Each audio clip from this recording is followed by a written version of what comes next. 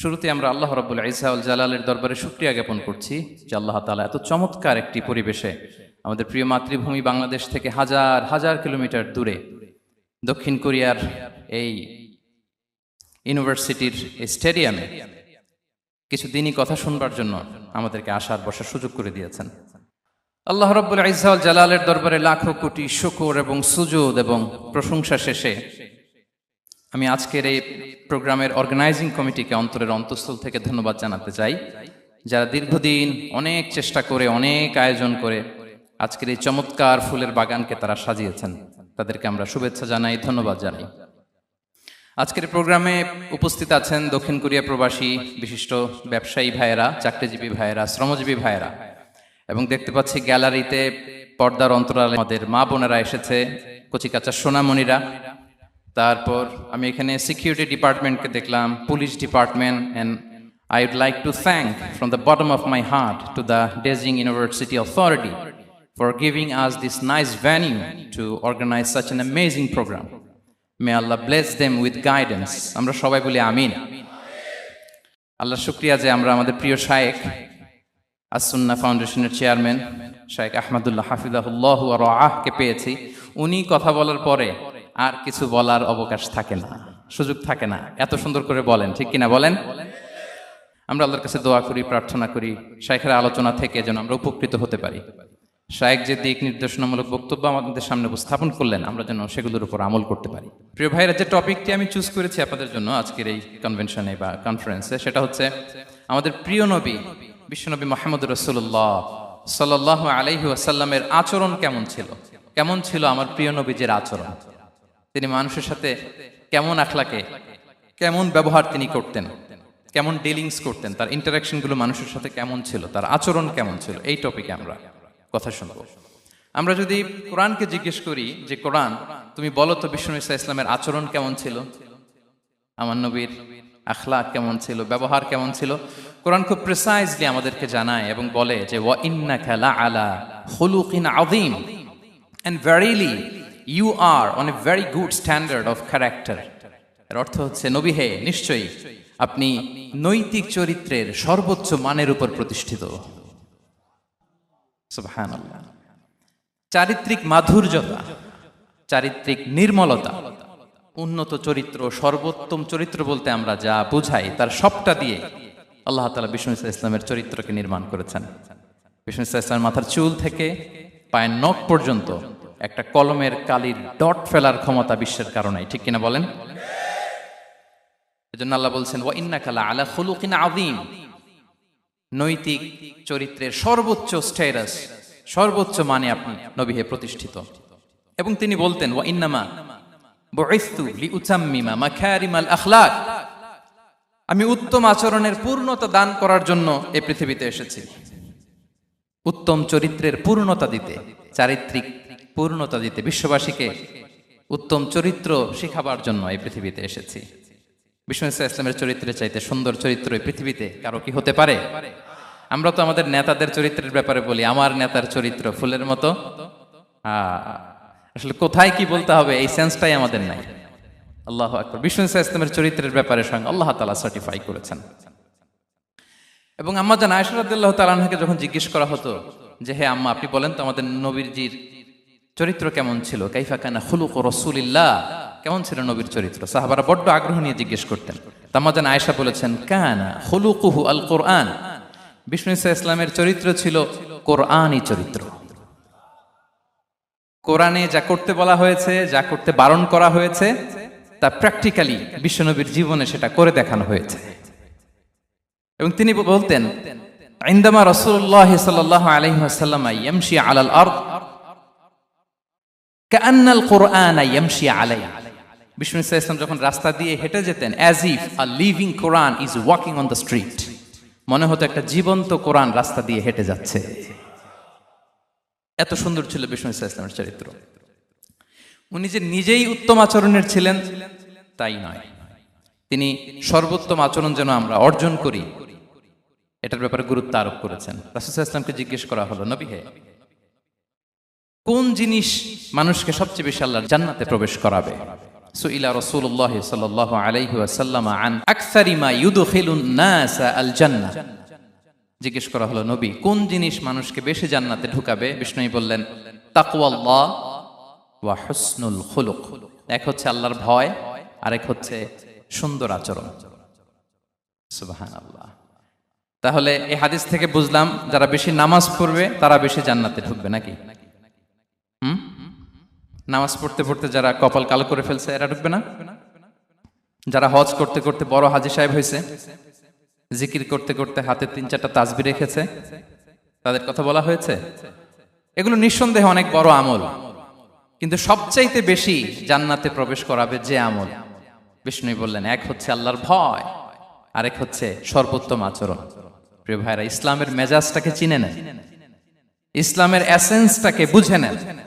আমরা ভালো আচরণকে গুরুত্ব দিতে চাই না। অনেক নামাজি লোক দেখবেন নামাজ পড়তে পড়তে কপালে কালো দাগ ফেলে দিছে, বাসায় বউয়ের সাথে খারাপ আচরণ করে, খিটখিটে মেজাজের, প্রতিবেশীর সাথে শুধু ঝগড়া, কলিগদের সাথে ঝগড়া, মারামারি, দুঃসম্পর্ক, এরকম আছে না নাই বলেন? আছে না? কিন্তু নামাজি, অনেক বড় হাজি, একদিনও কোরআন তেলাওয়াত মিস হয় না, তো এত ইবাদত করেও সে ইসলামের আসল এসেন্সটাকে ধরতে পারে নাই। বিষ্ণু বললেন সবচেয়ে বেশি জান্নাতে প্রবেশ করাবে যে দুটি আমল, একটি হচ্ছে তাকওয়াল্লাহ, আল্লাহর ভয়, আরেকটি হচ্ছে উত্তম আচরণ, সর্বোত্তম আচরণ। তো আমরা যেন উত্তম আচরণের অধিকারী হই, আমার স্ত্রীর সাথে যেন ভালো আচরণ করি, প্রতিবেশীর সাথে যেন ভালো আচরণ করি, ছেলে মেয়েদের সাথে যেন আমাদের অ্যাটিটিউডটা ভালো থাকে, আচরণটা ভালো থাকে, কলিগের সাথে যেন ভালো থাকে। বিশ্বনবীর আচরণ যেমন ছিল তেমন আচরণ যেন আমরা গড়ে তুলতে পারি। আওয়াজ করে পড়ুন আমিন। সুনানে আবু দাউদের এক বর্ণনা বিষ্ণু ইসলাম বলেন, খুব চমৎকার একটি হাদিস, মনোযোগ দিয়ে শুনুন। তিনি বলেন আনা যাঈনুন বিবাইতিন ফি রাবাদিল জান্নাতি লিমান তারাকাল মিরাআ ওয়া ইন কানা মুহিক্কান। আমি ওই ব্যক্তিকে জান্নাতের আঙ্গিনায় একটা ঘরের গ্যারান্টি দেই যে ব্যক্তি তর্ক করার সময় নিজে হক এটা জেনেও সে তর্ক থামিয়ে দেয়। অনেক সময় হয় না, অনেকে পায়ে পাড়া দিয়ে ঝগড়া করতে আসে, এরকম আছে না নাই? আপনি চুপচাপ দেখবেন একটা বাজে কমেন্টস করতেছে, আবার কমেন্টের নিচে কমেন্ট, আবার গালি, হ্যাঁ আছে না এরকম? বিষ্ণু বলেন নিজে হক এটা জানার পরেও আর যাতে তর্ক না বাড়ে, যে তর্ক থামিয়ে দেয় জান্নাতের আঙ্গিনায়, তাকে আমি একটা ঘরের গ্যারান্টি দেই। ওয়াবিবাইতিন ফি ওয়াসাতিল জান্নাতি লিমান তারাকাল কাযিবা ওয়া ইন কানা মাযিহান। আর ওই ব্যক্তিকে আমি জান্নাতের মাঝখানে একটা ঘরের গ্যারান্টি দেই যে ব্যক্তি কৌতুক করার সময়ও মিথ্যা পরিহার করে। করতেছে কৌতুক, ফান করতেছে আর কি, হি ইজ কিডিং, ফান করে, কৌতুক করে, কিন্তু কৌতুকের সময়ও সে মিথ্যা বলে না। এই স্বভাব যাদের, তাদেরকে আমি জান্নাতের মাঝ বরাবর একটা ঘরের গ্যারান্টি দেই। এরপর বিষ্ণু কি বলে দেখেন, তিনি বলেন ওয়াবিবাইতিন ফি আ'লাল জান্নাতি লিমান হাসানা খুলুকাহ। আর জান্নাতের একেবারে হাইস্ট পিক অফ প্যারাডাইস, জান্নাতের সর্বোচ্চ স্তরে আমি একটা ঘর বা একটা বাসভবনের গ্যারান্টি ওই ব্যক্তিকে দেই যে তার আচরণটা সুন্দর করেছে, যে সুন্দর আচরণের অধিকারী হয়েছে, তাকে জান্নাতের হাইস্ট পিকে আমি একটা বাসভবনের গ্যারান্টি দেই। তাহলে বলেন তো আমাদের আচরণটা সুন্দর করার দরকার আছে না নাই? এটা খুব ছোটখাটো একটা আমল, তাই না? কথা বলেন দক্ষিণ কোরিয়া প্রবাসী ভাইরা, আওয়াজ করে বলেন এটা কি ছোট আমল? দেখলে সালাম দিব, সুন্দরভাবে কথা বলবো, ভালো উইশ করব, হ্যাঁ, হিংসা জিঘাংসা অহংকার থেকে মুক্ত থাকবো, খিটখিটে মেজাজের হব না, অলওয়েজ স্মাইলিং ফেস থাকবে আমার, হৃদ্যতাপূর্ণ আচরণ। এই কাজটা কি ছোট আমল? আওয়াজ করে বলেন এই আমলটা কি ছোট না বড়? প্রিয় ভাইরা, বিষ্ণু ইসলাম সবার সাথে এরকম মাধুর্যতাপূর্ণ আচরণ করতেন, ছোট থেকে বড়, নারী থেকে পুরুষ, বন্ধু থেকে শত্রু, সবার সাথে সুন্দর আচরণ করতেন। এবং তার এই চমৎকার আচরণে মুগ্ধ হয়ে তার অনেক শত্রু মুহূর্তে তার বন্ধুতে পরিণত হয়েছে। তাহলে আসুন আমরা দেখি আমাদের প্রিয় নবীজির আচরণ কেমন ছিল। শুরুতেই আমরা দেখি যে শিশুদের সাথে বিষ্ণু ইসলাম কেমন আচরণ করতেন, সেটা আমরা শুনবো। আমরা যদি থ্রু দ্য লেন্স অফ সিরা অথবা through the lens of Sunnah, Sunnah lens দিয়ে, আমরা তো এক একজন এক এক লেন্স লাগাই, তো দেখবেন যে সুন্দর একটা গ্লাস পরলে যেটা যেই কালার ওইটা দেখা যায়, কিন্তু নীল গ্লাস পরলে গোটা দুনিয়াটা, লাল গ্লাস লাগালে দুনিয়াটা। এই জন্য কোরআনের লেন্স দিয়ে আমরা বিশ্ব দেখি। কোন লেন্স দিয়ে বিশ্ব দেখব? We see the world through the lens of Quran. আজকের আলোচনাটা আমরা করব থ্রু দ্য লেন্স অফ সিরা, সিরাতের আলোকে, সুন্নাহর আলোকে দেখি বিষ্ণু ইসা ইসলাম শিশুদের সাথে তিনি কেমন আচরণ করতেন। বিষ্ণু ইসা ইসলামের কাছে যখন কোনো শিশু নিয়ে আসা হতো, তিনি তাহনিক করতেন। হাদিসে এসেছে, সিরায় এসেছে। তাহনিক কি? খেজুর চিবিয়ে খেজুরের মিষ্টি রস লালাসহ বাচ্চার মুখে লাগিয়ে দিতেন। আলেমদের কাছে, অনেক আলেমদের কাছে আসে, আমার কাছে অনেক এসেছে বাচ্চাদেরকে নিয়ে। তো আমরা এই সুন্নাহর উপর আমল হিসেবে খেজুর চিবিয়ে এর রসটা মুখে ঢুকিয়ে দিয়েছি। বারাকা, বিষ্ণু ইসা ইসলামের বারাকা নেওয়ার জন্য আসতো ছোট্ট বাচ্চাদেরকে নিয়ে। মদিনায় যখন সাহাবারা হিজরত করলেন মক্কা থেকে, মুসলিমদের ঘরে সন্তান সন্ততি নাই, বাচ্চা কাচ্চা হয় না। ইহুদিরা টিটকারি করে, এই তো মুসলমানদের সন্তান নাই। সর্বপ্রথম যেই সন্তান হয়েছে তিনি হচ্ছেন আয়েশা রাদিয়াল্লাহু তাআলা আনহার বড় বোন আসমা বিনতে আবু বকরের ঘর উজাড় করে এক সন্তান এসেছে, পুত্র সন্তান, নাম হচ্ছে আব্দুল্লাহ। কি নাম? আব্দুল্লাহ ইবনে জুবাইর। তো আসমা আব্দুল্লাহকে কোলে নিয়ে বিশ্বনবীর কাছে আসলেন। বিশ্বনবী খেজুর চিবিয়ে ওনার লালা মিশ্রিত রস খেজুর সহ মুখে লাগিয়ে দিলেন। তো আসমা সবসময় গর্ব করে বলতেন যে আমার সন্তানের পাকস্থলীতে সর্বপ্রথম যেটা ঢুকেছে এটা হচ্ছে বিশ্বনবীর লালা মিশ্রিত খেজুরের রস। আল্লাহু আকবার। বাচ্চারা আসলে বিশ্বনবী তাহনিক করতেন, এবং এটা ল্যাবরেটরিক্যালি প্রুভড, সায়েন্টিফিক্যালি প্রুভড যে বাচ্চার জন্মের পরে এরকম মিষ্টি দিলে, স্পেশালি ডেটস নির্যাস যদি দেয়া হয়, তাহলে এটা তার ইমিউন সিস্টেম বাড়ায়, রোগ প্রতিরোধ ক্ষমতা বাড়ায়, তার ব্লাড সার্কুলেশন বাড়ায়, রক্ত সঞ্চালন বাড়ায়। বিশ্বনবী এটা করতেন। অনেক মায়েরা বরকতের জন্য বিশ্বনবীর কোলে বাচ্চা দিতেন। অনেক বাচ্চা বিশ্বনবীর কোলেই পেশাব করেছে, হাদিস সাক্ষী। ওখান থেকে মাসালা এসেছে, মেয়ে বাচ্চা পেশাব করলে কিভাবে ক্লিন হবে, ছেলে বাচ্চা পেশাব করলে কিভাবে ক্লিন হবে। বিশ্বনবীর কোলে নিয়েছেন, পেশাব করে দিছে ভরায়া। আল্লাহু আকবার। বাচ্চাদের মাথায় তিনি হাত বুলিয়ে দিতেন। যেই বাচ্চার মাথায় বিশ্বনবী হাত বুলাতেন, ওই বাচ্চার মাথায় খুব বেশি বেশি চুল গজাতো। সুবহানাল্লাহ পড়বেন না? এক ভণ্ড, সেও ছিল নবী দাবিদার, মুসাইলামাতুল কাযযাব। সে নবীকে কপি করত, নবী যা যা করতো তাই করত। তো সেও তার এলাকায় অনেক বাচ্চাদের মাথায় হাত বুলাই দিতে শুরু করলো, যে মোহাম্মদ বাচ্চার মাথায় হাত বুলালে বাচ্চার মাথায় চুল বড় হয়, আমিও তাই করবো। সে বলতো আমিও নবী। সে বলতো নবু আনিস শুনলি ওয়ানিস শুনলাকে মোহাম্মদ, হে মোহাম্মদ, নবু তোমার অর্ধেক আমার অর্ধেক। কি মামুর বাড়ির আবদার দেখছেন? বলে আমারটা আমাকে বুঝিয়ে দাও। তো নবীকে কপি করতো। বিশ্বনবী কুয়ার মধ্যে লোনা পানির কুয়ায় থুতু ফেললে মুহূর্তে লোনা পানির কুয়া মিঠা পানির কুয়ায় পরিণত হতো।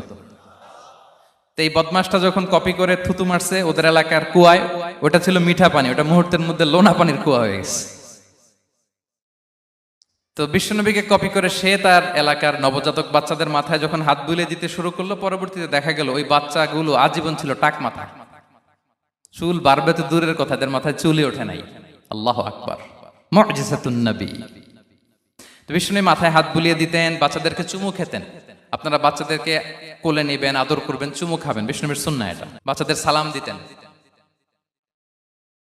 মাঝে মাঝে বাচ্চাদের সাথে মজা করতেন, তাদের সাথে খেলাধুলা করতেন। বাসার সময় পেলে এটা করবেন, ছেলেমেয়েদেরকে নিয়ে খেলতে নেমে যাবেন। শুধু বাচ্চাদের সাথে ফান করতেন এমন না, ভুল দেখলে শুধরে দিতেন। এক ছোট্ট বাচ্চা কোলে বসে খাবারের প্লেট থেকে এখান থেকে ধরে ওখান থেকে ধরে, তাও বাঁ হাতে। বিশ্বনবী বললেন, ইয়া গোলাম সাম্মিল্লাহ, বিসমিল্লাহ বলো। কুল বিয়ামিনি, বাঁ হাতে নয় ডান হাতে খাও। ওয়া কুল মিম্মা ইয়ালিক, আর এদিক সেদিক থেকে নয়, তোমার সামনে যেটা আছে ওইটা খাও। সুবহানাল্লাহ, শুধরে দিতেন। সাদাকার খেজুরের স্তূপ ছিল, জাকাতের খেজুর। হাসান রাদিয়াল্লাহু তাআলা আনহু, বিষ্ণু ইসলামের দহিত্র, ছোট্ট মানুষ, হাঁটতে হাঁটতে যে খেজুরের স্তূপের দিকে খেজুর নিয়ে খেলতে যায়, হঠাৎ একটা খেজুর খেতে আরম্ভ করলেন। বিষ্ণু বললেন, কেখ কেখ, থামো থামো, ওয়াক থু থু। আমরা যে বাংলা ওয়াক থু বলি, এটার আরবি হচ্ছে কেখ। এই নানা ভাই, রাখো রাখো রাখো। আলা তাআলাম ইন্না লা নাকুলুস সাদাকা, নানা ভাই তুমি জানো না আমরা হাশিমি খানদানের, আমরা সাদাকার মাল খেতে পারি না। আঙ্গুল ঢুকিয়ে মুখ থেকে খেজুর বের করে দিলেন। সুবহানাল্লাহ। এভাবে ছোট্ট বাচ্চাদের ভুলগুলো শুধরে দিতেন, কারেকশন করতেন। সুনানে নাসাইতে এসছে, কেন রাসূলুল্লাহ সাল্লাল্লাহু আলাইহি ওয়াসাল্লাম ইয়াজুরুল আনসার, তিনি যখন আনসারীদেরকে ভিজিট করতে যেতেন, ফায়ুসাল্লিমু আলা সিবিয়ানিহি, আনসারী বাচ্চাদেরকে সালাম দিতেন। আপনারা বাচ্চাদের সালাম দেন তো নাকি? নাকি বাচ্চাদের সালামের জন্য বসে থাকেন?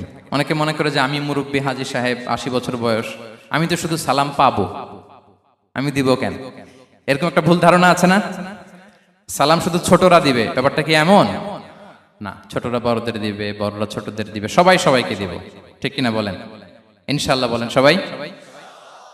ওয়ায়ামসাহু বিরুসিহিম, বাচ্চাদের মাথায় হাত বুলিয়ে দিতেন, ওয়াদউ লাহুম, তাদের জন্য দোয়া করতেন। তাহলে বিশ্বনবীর বাচ্চাদের সাথে আচরণ, ডিলিংস, ইন্টারঅ্যাকশন কেমন ছিল বুঝতে পেরেছেন? একবার এক নামাজে ওনার নাতিদেরকে নিয়ে হাজির হলেন, হাসান হুসাইন রাদিয়াল্লাহু আনহুমাকে নিয়ে। তো নামাজের এক সিজদায় বিশ্বনবী এমন লম্বা সময় সিজদায় পড়ে রইলেন, মাথা আর উঠান না।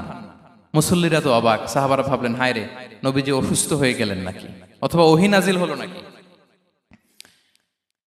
নামাজ শেষে সাহাবারা জিজ্ঞেস করলেন, ইয়া রাসূলুল্লাহ, আপনি কি অসুস্থ হয়েছেন নাকি ওহী নাজিল হচ্ছিল? এত লম্বা সিজদা দিতে তো কখন দেখি নাই। বিশ্বনবী বললেন, না না, কুল্লুন যালিকা লাম ইয়াকুন, কোনটাই না, বরং ওয়ালাকিন নাবনি ইরতাহালানি, আমার নানা ভাই হাসান হুসাইন সিজদারত অবস্থায় আমার পিঠের উপরে উঠে বসেছিল। ফাকারিহতু আন উআজ্জিলাহু হাত্তা ইয়াকদিয়া হাজাতা, আমি উঠে গেলে তাদের ডিস্টার্ব হবে, এজন্য সিজদায় পড়েছিলাম। যতক্ষণ তাদের পিঠে উঠে খেলতে মনে চেয়েছে তারা খেলেছে, তারা নেমেছে, তারপরে সিজদা থেকে মাথা উঁচু করে দাঁড়িয়েছি। সুবহানাল্লাহি বিহামদিহি। তো আমরা কাঁধে নিয়ে খেলবো তো দূরের কথা, আমরা অনেকে বাচ্চাদেরকে মসজিদে দেখলেই রেগে যাই, আছে না নাই? অনেক মুরব্বীরা আছে মসজিদে বাচ্চা দেখতে পারে না, দেখবেন হ্যাঁ, খিটখিটে মেজাজের হয়ে যায়, রিয়্যাক্ট করে। আলহামদুলিল্লাহ গত অনেক বছর ধরে বাংলাদেশে এটা নিয়ে আমরা কন্টিনিউয়াসলি বলেছি যে না, শিশুদেরকে আপনারা মসজিদে আসলে ধমক দিবেন না, ভুল করলে, আওয়াজ করলে, চিৎকার করলেও তাদেরকে বকা দেওয়া যাবে? বলেন। আজকে যদিও বকা খেয়ে মসজিদ থেকে ফিরে যায়, আর কোনোদিন মসজিদের দিকে পা বাড়াবে? ও যাবে ক্লাবে, হ্যাঁ, ও যাবে গানের কনসার্টে, আর ফেরাতে পারবেন মসজিদে? আর আসবে না। খবরদার, আপনার একটা ধমকের কারণে মসজিদমুখী কোনো শিশু যেন অন্যদিকে না যায়। বুঝাবেন যে আব্বু, এটা আমাদের ইবাদতগাহ, পবিত্র জায়গা, এখানে দুষ্টামি করতে হয় না, আওয়াজ করতে হয় না, আল্লাহ তোমাকে অনেক গুনাহ দিবে। গুনার ভয় দেখালে কিন্তু বাচ্চারা দুষ্টামি করে না, দেখবেন, ঠিক কিনা বলেন? এই সেন্সটা তাদের আছে, এভাবে বুঝাবেন। মুসনাদে আহমদ একটা হাদিস এসেছে, বিষ্ণু ইসলাম ওনার চাচাতো ভাইদেরকে নিয়ে দৌড় প্রতিযোগিতা করাতেন, লাইন ধরে দাঁড় করাতেন, আর বলতেন, মান সাবাকা ইলাইয়া ফালাহু কাদা ওয়া কাদা, সবাই দাঁড়াও, দেখি কে কার আগে আমাকে দৌড়ে ধরতে পারে, যে ধরতে পারবে তাকে পুরস্কার দেব। আল্লাহু আকবার। এবং বিশ্বনবীর এই কথা শুনে সবাই দৌড়ে যে বিশ্বনবীর ঘাড়ের উপর উঠতো, বুকের উপর উঠতো, ঝাঁপিয়ে পড়তো, বিশ্বনবী সবাইকে ধরে আগলে নিতেন, প্রত্যেকের গালে চুমু খেতেন। পড়েন সুবহানাল্লাহ। এই ছিল শিশুদের প্রতি বিষ্ণু ইসলামের আচরণ।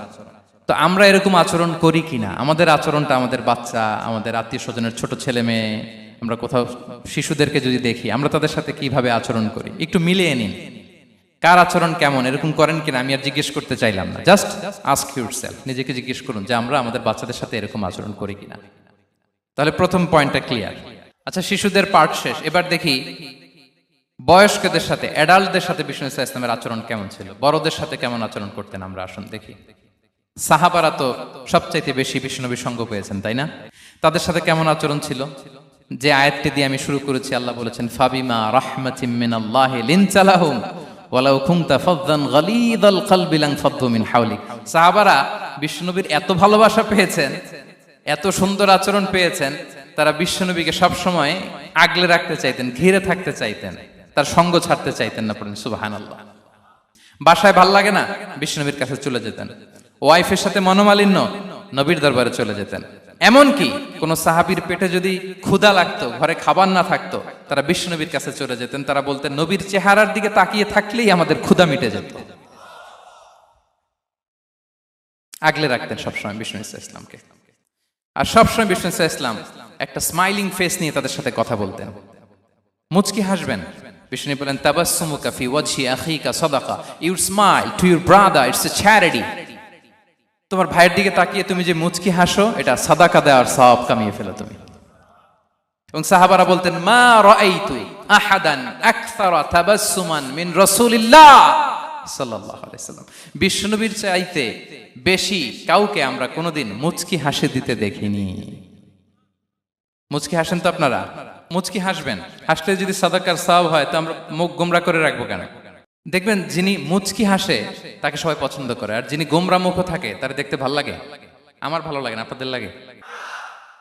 হাসি কিন্তু সংক্রামক, ইতিবাচক ভাবে সংক্রামক। আপনি হাসলে দেখবেন হেসে হেসে কথা বলে, যার সাথে বলতেছেন তারও একটা হাসি। আপনি গোমরা মুখ থাকলে ওই ব্যক্তিও গোমরা মুখ, ঠিক কিনা বলেন? এবং মুচকি হাসলে স্বাস্থ্য ভালো থাকে, মানসিক স্বাস্থ্যের সাথে এটা সম্পর্ক আছে। দেখেন বিষ্ণু সাল্লাল্লাহু আলাইহি ওয়াসাল্লাম কেমন কনসিডারেট ছিলেন। বিশ্বনবী যদি কারোর সাথে মুসাফা করতেন, ভাই একটু হাত মিলান তো, এই যে ওই লোক হাত সরানোর আগে বিশ্বনবী হাত সরাতেন না, যখন উনি হাতটা টান দিতেন তখন নবী হাত টান দিতেন। কারোর সাথে কথা বলার সময় এইভাবে আর চোখে তাকাতেন না, এইভাবে না, কথা বলতে হইলে ঘুরে তার দিকে হয়ে তাকে সম্মান দিয়ে রেসপেক্ট দিয়ে কথা শুরু করতেন। কেউ কোনো গুরুত্বপূর্ণ কথা কানে কানে বলতে চাইলে তিনি কথা শেষ না হওয়া পর্যন্ত মাথা সরাতেন না। সুবহানাল্লাহ, আসতে বলেন আল্লাহু আকবার, আল্লাহু আকবার। একটু মিলিয়ে নেই, আসলে কি আমরা পারি এত চমৎকার আচরণ উপহার দিতে? কতটা কনসিডারেট ছিলেন দেখেন। এক বেদুইন, অক্ষর জ্ঞানহীন মানুষ, সভ্যতার ছোঁয়া তার মধ্যে লাগেনি। সে মসজিদে নববীতে ঢুকে একবার মসজিদে নববীর মাঝখানে পেশাব করা শুরু করলেন। কি করা শুরু করলেন? কোথায়? টয়লেটে? কোথায়? ইসলামের সবচাইতে দ্বিতীয় সবচাইতে পবিত্র জায়গা বিশ্বনবীর মসজিদের মাঝখানে। সাহাবারা তাকে মারতে উদ্ধত হলেন। বিশ্বনবী বললেন, দাও, থামো থামো, এই থামো থামো। কারণ প্রস্রাব করার সময়, টয়লেট করার সময় হুট করে কাউকে ধমক দেওয়া যায় না, ডাকা যায় না, দরজায় বড় নক করা যায় না, করলে তার ক্ষতি হতে পারে, এটা করবেন না। বিশ্বনবী বললেন, দাও ওয়া হারিকু আলা বাউলিহি সাজলান মিন মা, এই রাখো রাখো, বেচারাকে পেশাব করতে দাও, করতে দাও, করতে দাও, পেশাব করতে দাও। সে পেশাব শেষ করলো। বিষ্ণু বললেন, এক বালতি পানি ঢেলে দাও। এই এক বালতি পানি বালুতে মিশে জায়গাটা পরিষ্কার হয়ে যাবে। এরপর বিষ্ণু ইসলাম বললেন, ফা ইন্নামা বুইসতুম মুয়াসসিরিন ওয়া লাম তুবআসু মুআসসিরিন, তোমরা এত কঠোর হচ্ছ কেন? আল্লাহ তো তোমাদেরকে কঠোর করে পৃথিবীতে পাঠাননি, সহজপন্থী করে আল্লাহ তাআলা আমার এই উম্মতকে পৃথিবীতে পাঠিয়েছে। পড়েন সুবহানাল্লাহ। দেখেন কত চমৎকার আচরণের ছিলেন। এবং পরে লোকটাকে বুঝিয়ে বললেন, সে কালিমা পড়ে মুসলমান হয়ে গিয়েছে। আল্লাহু আকবার। এই ছিল বিষ্ণু ইসলামের ইন্টারাকশন সাহাবাদের সাথে। এবং সাহাবাদের জন্য তিনি দোয়া করতেন প্রাণ ভরে। প্রিয় ভাইরা, দোয়া চাওয়া, দোয়া করা দুটোই সুন্নাহ। প্রাণ ভরে তিনি সাহাবাদের জন্য দোয়া করেছেন। বিষ্ণু ইসলাম একবার ওয়াশরুম সেরে এসে দেখলেন কে যেন অজুর পানি রেখে গিয়েছে। জিজ্ঞেস করলেন, কে রেখেছে? বলা হলো, আব্দুল্লাহ ইবনে আব্বাস রেখে, ছোট্ট আব্দুল্লাহ। বিষ্ণু ইসলাম খুশি হয়ে গেলেন, হায় রে, সে কিভাবে খেয়াল করলো, আমি এখন ওয়াশরুম থেকে আসলেই তো আমার অজুর পানি লাগবে।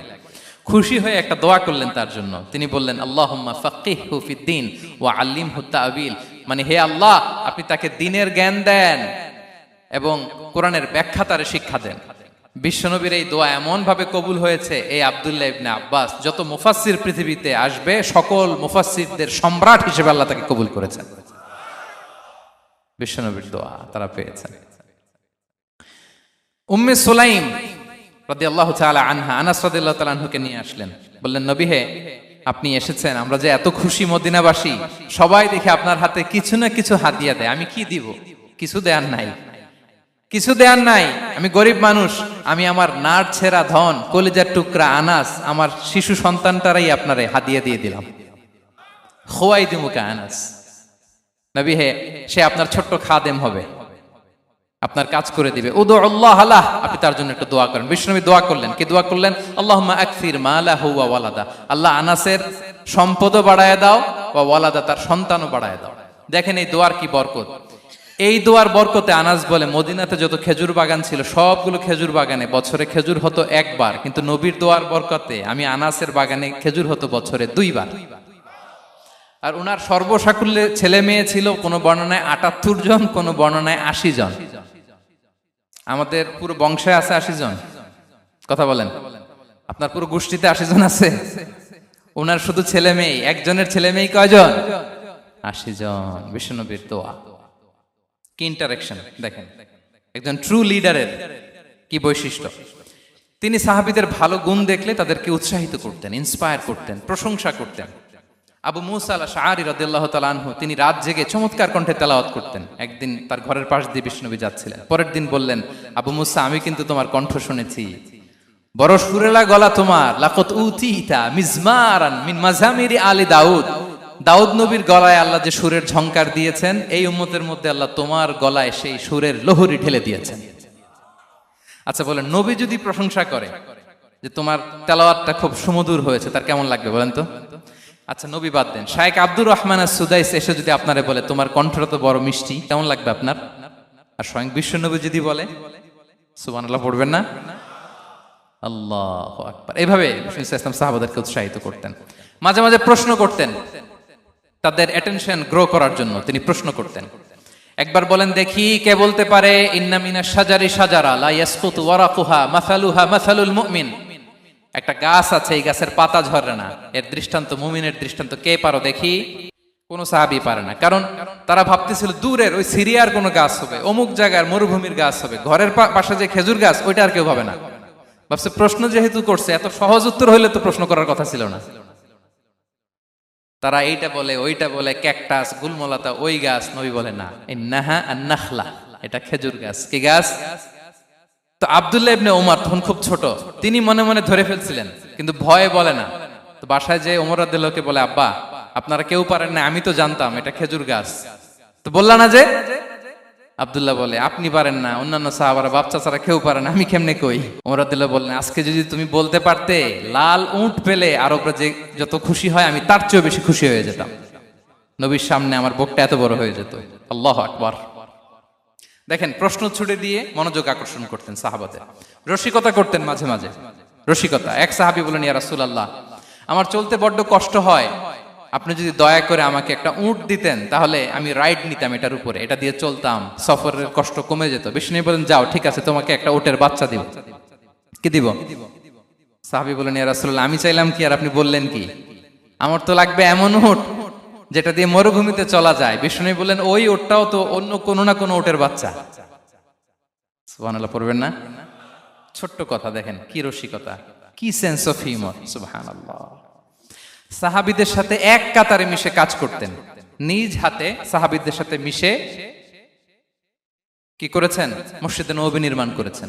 পঞ্চম হিজরিতে নিজে মরুভূমির বালু খনন করে পেটে পাথর বেঁধে পরীক্ষা খনন করেছেন সাহাবীদের সাথে। True leader. শুধু তাই নয়, সাহাবারা ভালো পরামর্শ দিলে সেটা অ্যাকসেপ্ট করতেন।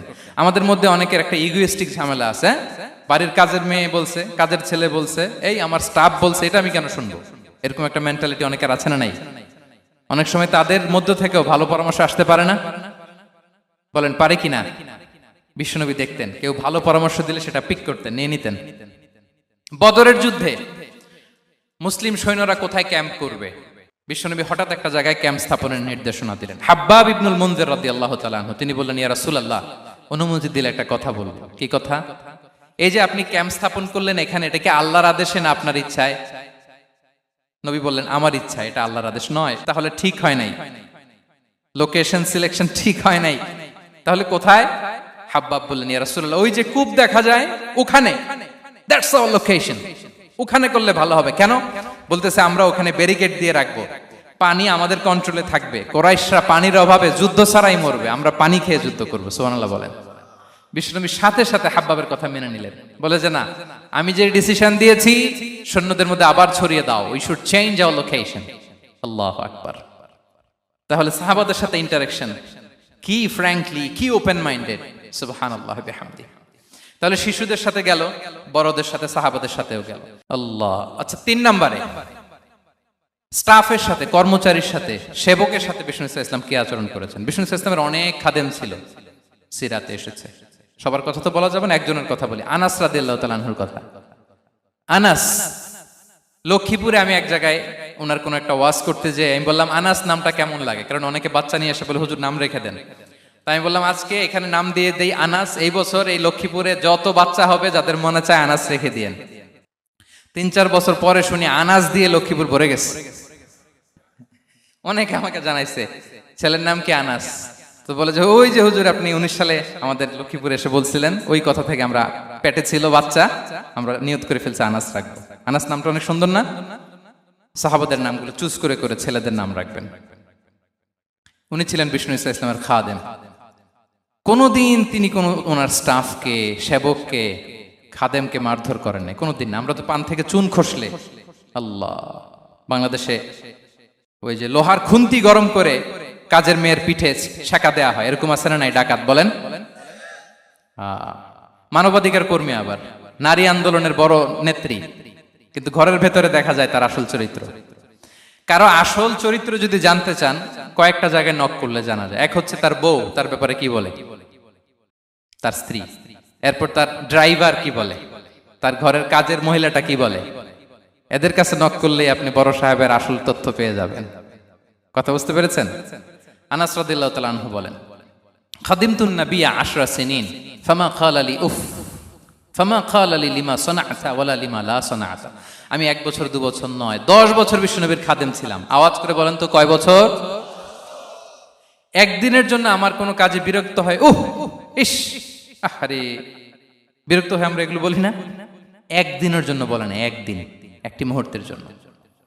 এই 10 বছরে একটিবারও প্যারা নবীজি বলেন নাই, আনাস এটা কেন করলে? একবারের জন্য বলে নাই, আনাস এটা করলে না কেন? একবারের জন্য তিনি বলেন। আনাস রাদিয়াল্লাহু তাআলা আনহু বলেন, একদিন একটা কাজে সম্ভবত জুব্বা আনতে আমাকে বিষ্ণু পাঠিয়েছিলেন। আমি ছোট মানুষ, জুব্বা আনতে যে ভুলে আমি মদিনার বাচ্চাদের খেলা দেখতে আরম্ভ করলাম। বাচ্চারা রাস্তায় খেলাধুলা করে না? বিষ্ণুনবী যেটা আনতে পাঠিয়েছে ওইটা না এনে ভুলে, ছোট মানুষ তো, সেও দাঁড়িয়ে দাঁড়িয়ে মদিনার ছেলেমেয়েদের খেলা দেখতেছে। এখন সময়ের পর সময় যায়, ঘন্টার পর ঘন্টা যায়, আনাস তো আর আসে না জুব্বা নিয়ে। বিষ্ণুনবী ভাবলেন, হায় রে, আনাস মনে ভুলে গেছে, যাই নিজের কাজ নিজেই করে নিয়ে আসি। বিষ্ণুনবী বেরোলেন, বেরোই দেখে ওই তো আনাস, আমার আনাস বাচ্চাদের সাথে খেলা দেখতেছে। আমরা হইলে কি করতাম? আমরা হইলে কি? মাইর, ওই যে ডাইরেক্ট মাইর। আল্লাহ, আজকে তোর একদিন কে আমার একদিন না। বিষ্ণুনবী গেলেন, তিনিও বাচ্চাদের সাথে খেলা দেখতে শুরু করলেন, কিছুই বললেন না, শুধু আলতো হাতে আনাসের পিঠে হাত রাখলেন, ঘাড়ে আলতো হাতে। বিষ্ণুনবীর হাতটা রেশমের চেয়েও সফট ছিল।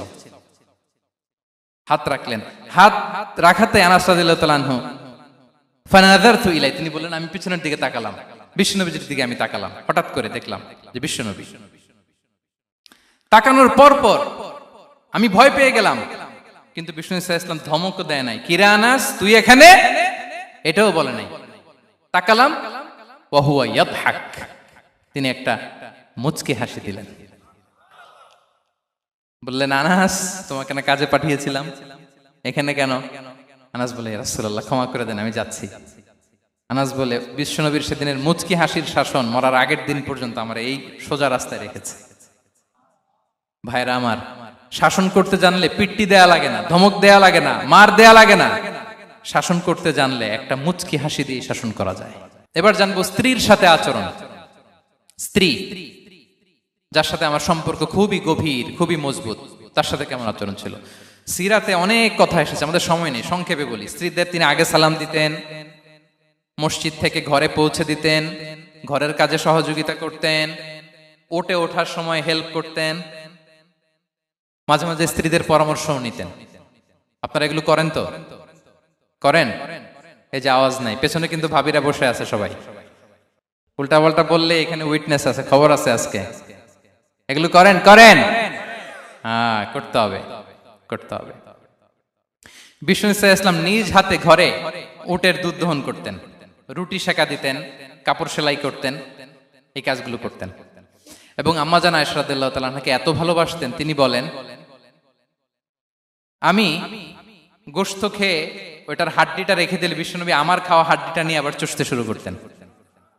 আমি গ্লাসের যেখান দিয়ে পানি খেতাম, পেয়ালার খুঁজে খুঁজে বিশ্বনবী ওই জায়গায় ঠোঁট লাগিয়ে পানি খেতেন। মাইমুনা রাদিয়াল্লাহু তাআলা আনহা বলেন যে আমি আর বিশ্বনবী এক বালতি থেকে মগ দিয়ে পানি নিয়ে দুজনে গোসল করেছি। আল্লাহু আকবার, কি চমৎকার আচরণ। এবং স্ত্রীদের নিয়ে তিনি সফর করতে বেরোতেন। একবার রাত্রিবেলা বিষ্ণু সাল্লাল্লাহু আলাইহি ওয়াসাল্লাম এবং আম্মা জান আয়েশা রাদিয়াল্লাহু তাআলা আনহা, বিষ্ণু বলেন চলো তো আমরা একটু দৌড় দেই, এক্সারসাইজ হয়ে যাবে। দুইজনে দৌড় দিলেন। তখন আম্মা জান আয়েশা রাদিয়াল্লাহু তাআলা আনহা একটু স্লিম ছিলেন, তো দৌড়ে বিশ্বনবী পিছে পড়ে গেলেন, আম্মা জান আয়েশা ফার্স্ট হয়ে গেলেন, আগে চলে গেলেন। বড্ড খুশি, উনি বিশ্বনবীকে হারিয়েছেন। আবার অনেক বছর পরে, তখন সময়ের ব্যবধানে আম্মা জান আয়েশা একটু হেলদি হয়ে গিয়েছেন, আগের মতো আর চিকন নেই। আবার বিশ্বনবী কোনো এক রাতে বললেন, আয়েশা চলো আজকেও একটু এক্সারসাইজ করি, দৌড় দেই। দুজন মিলে দৌড় দিলেন। আজকে বিশ্বনবী আর আম্মা জান আয়েশাকে চান্স দেন নাই, তিনি জোরে দৌড়ে আম্মা জান আয়েশাকে রানার আপ করে দিলেন, উনি ফার্স্ট হয়ে গেলেন। এরপর কি বললেন জানেন? সুনানে আবু দাউদের হাদিস, তিনি বললেন, ইয়া আয়েশা হাদিহি বিতিলকা সাবকা। দেখেন বিশ্বনবী মনে রাখছেন, নোটে রাখছেন, বিষ্ণু বলেন, আয়েশা, ওই যে এত বছর আগে কোন এক রাতে মরুভূমিতে দৌড়ে আমাকে হারাইছিলা, আজকে ওইটার বদলা নিয়ে নিলাম। থিলকা সাবকা, ওইটার বিনিময়ে এটা। ওই দিন তুমি জিতছিলা, আজকে তোমার উপর আমি জিতে গেলাম। কি হৃদ্যতা ছিল, কি সম্পর্ক ছিল স্ত্রীর সাথে। তাই বলে মনে করবেন না যে কোনো মনোমালিন্য হতো না, হতো। মানবিক যে ব্যাপারগুলো, মাঝে মাঝে একটু ছোটখাটো মিষ্টি ঝগড়া, একটু মনোমালিন্য, এটাও হতো। এবং বিশ্বনবী এটাও টের পেতেন। তিনি বলতেন, আয়েশা, ইন্নী লা আ'লামু ইযা কুনতি আলাইয়া গাদবা ওয়া ইযা কুনতি আলাইয়া রাদিয়া। আয়েশা, কখন তুমি আমার উপর রেগে থাকো আর কখন খুশি থাকো, সবটাই কিন্তু আমি টের পাই। আম্মা জান আয়েশা অবাক হলেন, কি করে টের পান? বিষ্ণু বলেন, যখন তুমি আমার উপর খুশি থাকো তখন দোয়ার সময় বলো লা ওয়া রাব্বি মুহাম্মদ, তুমি বলো, হে মুহাম্মদের রব আল্লাহ, মদিনার উপর রহম করেন, আমাদেরকে ক্ষমা করেন। হে মুহাম্মদের রব, আমাদের ক্ষমা করেন, এইভাবে দোয়া করো। আর যখন তুমি রেগে থাকো তখন আমার নামটা মুখ দিয়ে নিতে চাও না, তখন তুমি দোয়াতে বলো লা ওয়া রাব্বি ইব্রাহিম, হে ইব্রাহিমের আল্লাহ, হে ইব্রাহিম নবীর খোদা, আমাদের মাফ করো। তখন তুমি আমার নাম নাও না, কৌশলে আমার নামটা বাদ দাও। আমাদের আয়েশা বলেন, ইয়া রাসূলুল্লাহ, মা আহজুরু ইল্লা ইসমাক, নবী হে, আমি তো আপনার নামটাই শুধু মুখ থেকে বাদ দেই, আমার হৃদয় থেকে তো কখনো আপনারে বাদ দিতে পারি না। এটা ঠিক, তখন রেগে থাকি, আপনার নামটা মুখে নেই না, কিন্তু হৃদয় থেকে তো আপনাকে সরাতে পারি না। সুবহানাল্লাহ। এই ছিল বিষ্ণুবীর সাথে স্ত্রীদের সম্পর্ক। প্রিয় ভাইরা, আমরা যদি একটু দেখি প্রতিবেশীর সাথে কেমন আচরণ করতেন নেইবার। বিষ্ণু বলতেন, মান কানা ইউমিনু বিল্লাহি ওয়াল ইয়াউমিল আখিরি ফালইউকরিম দাইফাহ, যে আল্লাহ বিশ্বাস করে, আখিরাতে বিশ্বাস করে, সে যেন প্রতিবেশীকে সম্মান করে। এবং একবার আবু যার আল গিফারি রাদিয়াল্লাহু তাআলা আনহুকে বিষ্ণু ইসা ইসলাম বলেন, আবু যার, ইযা তাবাখতা মারাকান ফাআকসির মাআ, হে আবু যার, তুমি যদি কখনো ঝোল তরকারি রান্না করো, ঝোলের তরকারি খাইছেন? আপনাদের সাউথ কোরিয়াতে তো বিখ্যাত একটা ঝোলের তরকারি আছে, কি নাম যেন, মাছের মেয়ংথাং। আমরা একটা শব্দ শিখছিলাম, কি যেন বলে, খামসা হামনিদা। কয়েকটা শব্দ শিখাই দিছে ভাইরা আমাকে। তো এই যে নামটা বললাম, ঝোলের মধ্যে ট্যাংরা মাছ, শিং মাছ ঝোল দেয় একটা তরকারি। তো আবু যার গিফারিকে বিষ্ণু ইসলাম বলেন, ইদা তাবাখতা মারাকান ফাকফির মা, হে আবু যার, কখনো যদি ঝোলের তরকারি রান্না করো, একটু বেশি করে পানি দিও, যাতে করে তোমাদের পাশাপাশি তোমার প্রতিবেশীর সাথে একটু ঝোল শেয়ার করতে পারো। প্রতিবেশীকে এত গুরুত্ব দিতেন। তিনি বলতেন, লাইসাল মুমিন আল্লাযী ইয়াশবা ওয়া জারুহু জাইউন ইলা জামবিহি, সে মুমিন নয় যে পেট পুরে খায় আর তার প্রতিবেশী না খেয়ে রাত যাপন করে, সে মুমিন নয়। দেখেন প্রতিবেশীকে কত গুরুত্ব তিনি দিয়েছেন। বিশ্বনবীর এক ইহুদি প্রতিবেশী ছিল। কোন ধর্মের? সবাই বলেননি, একসাথে আওয়াজ করে বলেন, কোন ধর্মের প্রতিবেশী? ওই ইহুদির এক ছেলে বিশ্বনবীর কিছু কাজ করে দিতেন। অনেকদিন হলো ছেলেটা আসে না। খোঁজ নিলেন, শুনলেন সে অসুস্থ। শুনলেন ইহুদি ছোট্ট ছেলেটা কি, বিশ্বনবী দেখতে গেলেন। মুসলিম শিশুকে দেখতে গেলেন নাকি? কোন ধর্মের শিশু? তার মানে আপনার প্রতিবেশী যদি হিন্দু হয়, বৌদ্ধ হয়, খ্রিস্টান হয়, দ্যাট ডাজন্ট ম্যাটার, আপনি তার বিপদে আপদে পাশে থাকবেন। এটাই ইসলামের শিক্ষা, ঠিক কিনা বলেন? এই যে আপনাদের এখানে বুদ্ধিস্ট নেইবার আছে, হিন্দু নেইবার আছে, খ্রিস্টান নেইবার আছে, তারা বিপদে পড়লে তো আপনার যাওয়ার দরকার নাই, না? যাবেন, খোঁজ খবর নিবেন, ভিজিট করবেন, পাশে দাঁড়াবেন। আপনি যে তাদের খোঁজ খবর নিতেছেন, মুসলিম হয়েও আপনি এত চমৎকার আচরণের, এটা দেখেই অনেকে কালিমা পড়ে মুসলমান হয়ে যাবে। এটাই তো দ্য বিউটি অফ ইসলাম, ইসলামের সৌন্দর্য। বিশ্বনবী হিন্দু মুসলিম ইহুদি বাছেন নাই, ছোট্ট ইহুদিটাকে দেখতে গেলেন।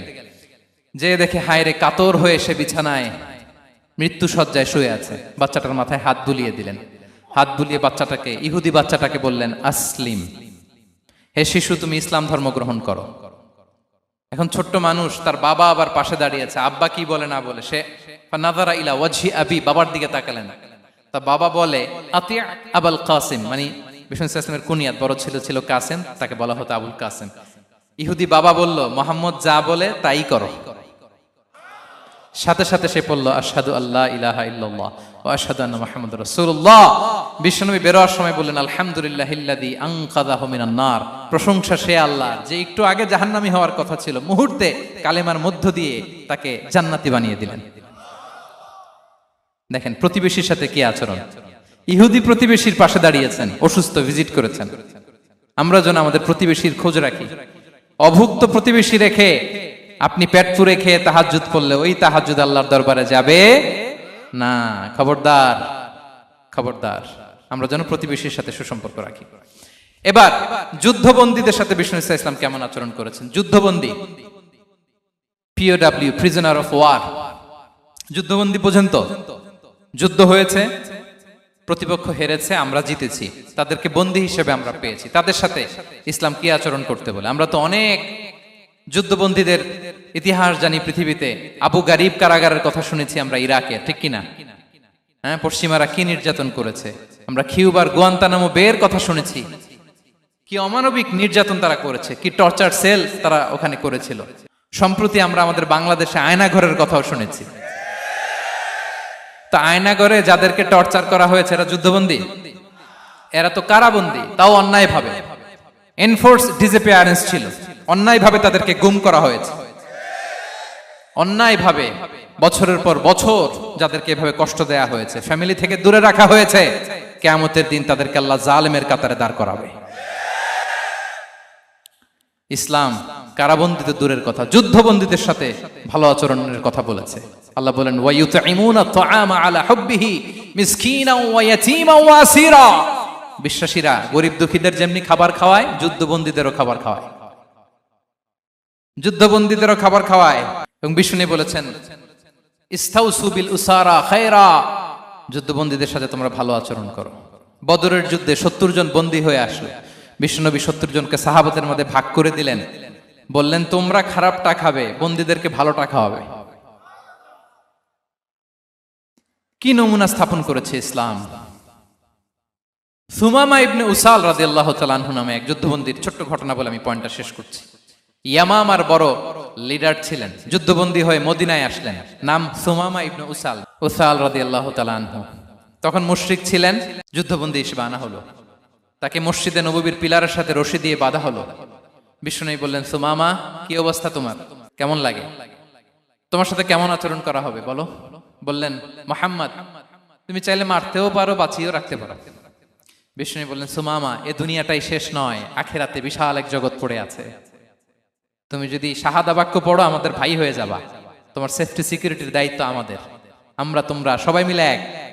তারপর একে একে বিশ্বনবী তার সাথে ইসলামের সৌন্দর্যগুলো তুলে ধরলেন। সালাত কি, যাকাত কি, এগুলো বুঝালেন। বাড়িতে যেয়ে বললেন সবচেয়ে ভালো খাবার রান্না করো, একজনকে দিয়ে মসজিদে পাঠালেন। যুদ্ধবন্দীর সাথে কি আচরণ দেখছেন। এরপরের দিন বিশ্বনবী আবার তাকে ইসলামের দাওয়াত দিলেন। এরপর বাড়িতে এসে একজনকে বললেন যাও আমার ওই উটের দুধ দহন করে তাকে এক পেয়ালা গরম দুধ দিয়ে আস। আমরা জামাইকেও তো এরকম সমাদর করি না, কি বলেন। তৃতীয় দিন বিশ্বনবী আবার খাবার নিয়ে গেলেন, আবার ইসলামকে তুলে ধরলেন। সুমামা তো অবাক, যুদ্ধবন্দীদের সাথে মুসলমানরা এরকম আচরণ করে। 3 দিন ধরে লাগাতার যখন ইসলামকে প্রেজেন্টেশন শেষ, বিষ্ণু বললেন যাও এবার সুমামা ইবনে উসালের রশিটা খুলে তাকে ছেড়ে দাও। সাহাবারা বললেন বলেন কি ইয়া রাসূলুল্লাহ, ভয়ঙ্কর, বিশ্বাসঘাতকতা করবে, মেরে ফেলবে আমাদের। বিষ্ণু বললেন না, আমি যা জানি তোমরা তা জানো না, ছেড়ে দাও। সুমামাকে ছেড়ে দেয়া হলো।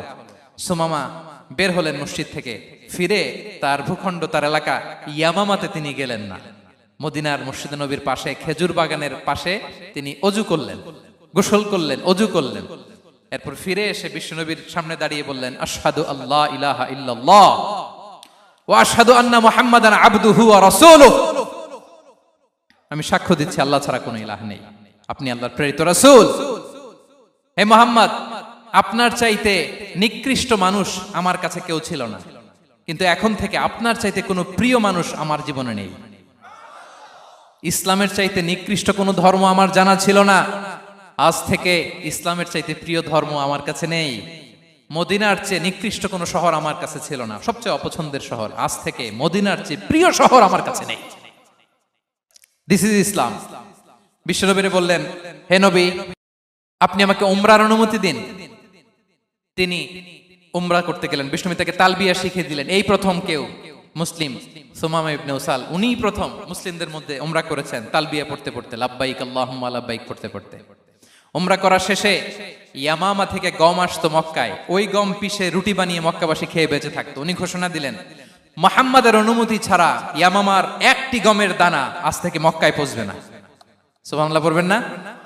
এই যে আমেরিকা যে ইকোনমিক স্যাংশন দেয়, এটা শিখছে উমামা ইবনে উসাল রাদিয়াল্লাহু তাআলা আনহুর কাছ থেকে। আল্লাহু আকবার। তিনি বললেন একটা গমের দানা পচবে না, ওনারা আর রুটি খেতে পারে না। গমের দাম বেড়ে গেল, বিষ্ণুর কাছে চিঠি লিখে পাঠালেন, হে মুহাম্মদ, তুমি যদি উমামারে না বলো আমরা না খেয়ে মরবো। পরে বিশ্বনবীর হস্তক্ষেপের মধ্য দিয়ে আবার ইয়ামামা থেকে গম আসা শুরু হয়েছে। সুবহানাল্লাহ পড়েন। প্রিয় ভাইয়েরা, তাহলে বন্দীদের সাথে, যুদ্ধবন্দীদের সাথে বিশ্বনবীর আচরণ কেমন ছিল টের পেয়েছেন? ভিক্ষুকের সাথে কি আচরণ? বিশ্বনবী কখনো না বলতে পারতেন না। কেউ হাত পাতলে কি বলতে পারতেন না? পারতেন না।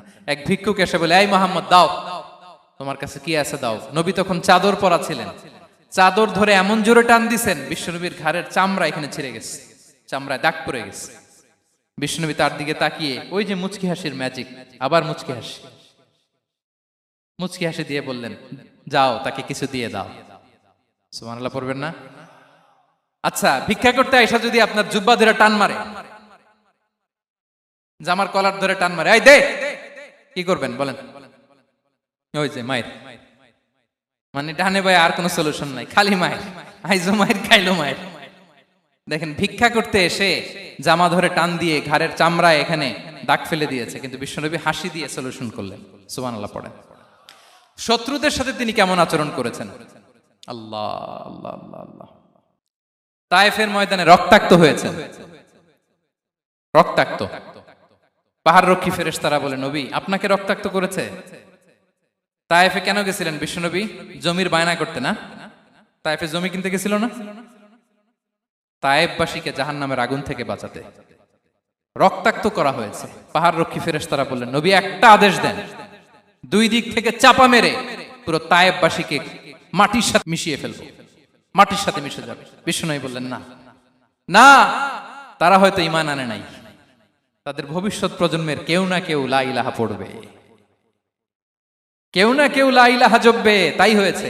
তাইফে যদি যান, আল্লাহু আকবার, মসজিদ আর মসজিদ, শান্তি আর শান্তি। আল্লাহু আকবার।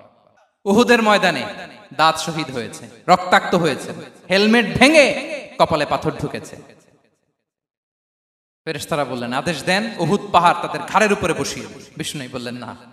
বিষ্ণু বললেন, না, আল্লাহুম্মা হদি কওমি ফাইন্নাহুম লা ইয়ালামুন। আল্লাহ আমার কওমকে ক্ষমা করে দেন, ওরা বুঝে নাই। দেখেন, শুধু ক্ষমাই চান নাই যে আল্লাহ ওদেরকে মাফ করে দেন, ওদের হয়ে কৈফিয়ত দিয়েছেন আল্লাহকে, এক্সকিউজ দিয়েছেন। আল্লাহ কেন কেন ক্ষমা করবেন? কারণ ওরা বুঝে নাই। এক্সকিউজ দিয়েছেন, তাদের হয়ে কৈফিয়ত দিয়েছেন। এই ছিল শত্রুদের সাথে বিশ্বনবীর আচরণ। যুদ্ধের ময়দানে ঘোষণা দিতেন, খবরদার, ওদের নারীদের গায়ে হাত দিবে না, শিশুদের গায়ে হাত দিবে না, গবাদি পশু মারবে না, কোনো পাদ্রীর গায়ে হাত দিবে না। গোটা বিশ্বের কেউ, কোন যুদ্ধের সেনাপতি যুদ্ধের ময়দানে এমন মানবতা দেখাতে পারে না। চিল্লায় বলেন ঠিক কিনা? অষ্টম হিজরিতে মক্কা বিজয়ের দিন থারথার করে কাঁপছিল কুরাইশরা, যে আজকে তো আমাদেরকে ক্যাপিটাল পানিশমেন্ট দিবে, ডেথ পেনাল্টি দিবে। বিষ্ণু বললেন, না, লা তাসরিবা আলাইকুমুল ইয়াউম ইযহাবু ফাআনতুমুত তুলাকা। 4-5 জনকে তিনি শাস্তি দিয়েছেন, গণহারে শত শত হাজার হাজার পরিবারকে তিনি ক্ষমা করে দিয়েছেন। বললেন, তোমরা আমার ভাই, ভাই ভাইয়ের সাথে যেরকম আচরণ করবে, ইউসুফ তার ভাইদের সাথে যা করেছে আমি তাই করব, আমি ক্ষমা করে দিলাম। আল্লাহু আকবার। এ ছিল শত্রুদের সাথে আচরণ। শেষ কথা বলি, শেষ কথা হচ্ছে প্রাণীর সাথে বিশ্বনবীর কেমন আচরণ ছিল। প্রাণীর সাথে একবার এক আনসারের খেজুর বাগানে ঢুকলেন, ঢুকে দেখেন একটা উট কাঁদে। কি কাঁদে? কানে কানে এসে বিশ্বনবীকে কি যেন বলে যায়। বিশ্বনবী রেগে বললেন, এই উটের মালিক কে? এক আনসারের সাহাবী বললেন, ইয়া রাসূলুল্লাহ আমি। বিশ্বনবী বললেন, তোমার কি ভয় হয় না আল্লাহর? কলিজার মধ্যে আল্লাহর ভয় নাই? আল্লাহ তাআলা দয়া করে উটের মালিক তোমাকে বানিয়েছে, উট কানে কানে এসে আমাকে বলেছে তুমি তাকে কয়দিন ধরে খাবার দাও নাই, আর তাকে দিয়ে কাজ করিয়েছে অনবরত। খবরদার, কিয়ামতের দিন আল্লাহ তাআলা জালিমের কাতারে তোমাকে দাঁড় করাবে। প্রাণীর জন্য বিষ্ণু ইসা ইসলাম কত দয়াদ্র ছিলেন। জবাই করার সময় বিষ্ণু বলতেন, ইহসানের সাথে জবাই করো, ছুরি ধারালো করে রাখো, কোরবানির সময় আমরা প্রাণীটাকে কি করি? আদর করি না মেরে ফেলি? বলেন তো। জবাই করা মানে কি? মেরে ফেলতেছি। বিষ্ণু বলেন ইদা কাতালতুম ফাহসিনুল কিতলা, মারবা ঠিক আছে কিন্তু মন মতো না, ইহসানের সাথে কতল করো। ওয়ালিয়ুহিদ্দা আহাদুকুম শাফরাতাহু ওয়ালইয়ারিহ যাবিহাতাহু, ছুরিটাকে ধার করে রাখো যাতে করে খুব সহজে তার রূহটা বের হয়ে যায়। সুবহানাল্লাহ। দেখেন আমরা নিজেদের সাথে একটু মিলাই। বাংলাদেশে দেখেন তো, কুকুর একটা দেখলে আমরা কি করি? হ্যাঁ, হয় লাথি নয় একটা ঢিল। বিড়াল দেখলে কি করি? হয় দাবরানি দেই নয় দৌড়ানি দেই। এরকম আছে না নাই? উন্নত দেশগুলোতে দেখবেন রাস্তার মাঝখানে একটা ছোট্ট সাপ, পুরো হাইওয়েতে সবগুলো গাড়ি থেমে গিয়েছে একটা হাঁসের বাচ্চা বাঁচানোর জন্য, একটা সাপের বাচ্চা বাঁচানোর জন্য। আর আমরা পাখির মতো মানুষকে গুলি করে মারি। মানুষকে আমরা গুলি করে মারি পাখির মতো নির্বিচারে। প্রিয় ভাইরা, বিষ্ণু ইসলাম প্রাণীর প্রতি আমাদেরকে দয়াদ্র হতে বলেছেন। তাহলে বিশ্বনবীর আচরণ কেমন ছিল একটা ওভারঅল ধারণা আপনারা পেয়েছেন প্রিয় ভাইরা? হ্যাঁ, শিশুদের সাথে কোমল আচরণ করবেন তো আপনারা? আদর করবেন, চুমু দিবেন, কোলে নিবেন। হ্যাঁ, ভুল করলে শুধরে দিবেন, পারবেন? বড়দেরকে আগে সালাম দিবেন তো। আর কর্মচারী একটা ভুল করলে পিটাইয়া শোয়াই ফেলবেন, এরকম করবেন না? ভালো আচরণ করবেন। স্ত্রীর সাথে কেমন আচরণ করবেন? হ্যাঁ, মাধুর্যপূর্ণ আচরণ। ওই একজন কয় হুজুর নাই। আরে বেটা, হওয়ার পরে কেমন করবা ওইটা বলো না। নিয়ত করে রাখো যে আমরা আমাদের ঘরটাকে জান্নাতি ঘর বানিয়ে ফেলবো, ঠিক কিনা?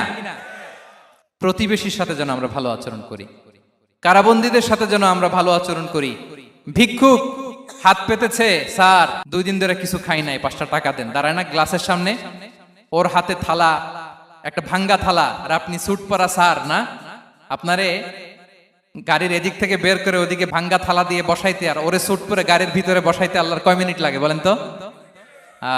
খবরদার, ফরিয়াদির সাথে যেন আমরা খারাপ আচরণ না করি, শত্রুদের সাথে যেন খারাপ আচরণ না করি, কোন প্রাণীর প্রতিও যেন আমরা জুলুম না করি। প্রিয় ভাইরা, বিশ্বনবী এত মাধুর্যপূর্ণ আচরণ করতেন, শত্রু বন্ধু হয়ে যেত। আর আমাদের আচরণ দেখে আমার বন্ধু আমার শত্রু হয়ে যায়, ঠিক কিনা? আমরা যেন আমাদের আখলাককে সুন্দর করি। শুধু নামাজি, শুধু রোজাদার, হাজি সাহেব ইবাদত করি কিন্তু মানুষের সাথে বাজে আচরণ করি, এমনটা যেন না হয়। আমরা যেন সুন্দর আচরণ করে বিশ্বনবীর শেখানো পন্থা এরকম মাধুর্যপূর্ণ আচরণের অধিকারী হয়ে ফি আ'লাল জান্নাতি গরাফা, বিষ্ণু বলেছেন জান্নাতের সর্বোচ্চ স্তরে তারা অ্যাপার্টমেন্ট পাবে। ওই অ্যাপার্টমেন্টের অধিকারী যেন আমরা হতে পারি। আল্লাহ তৌফিক দান করুক।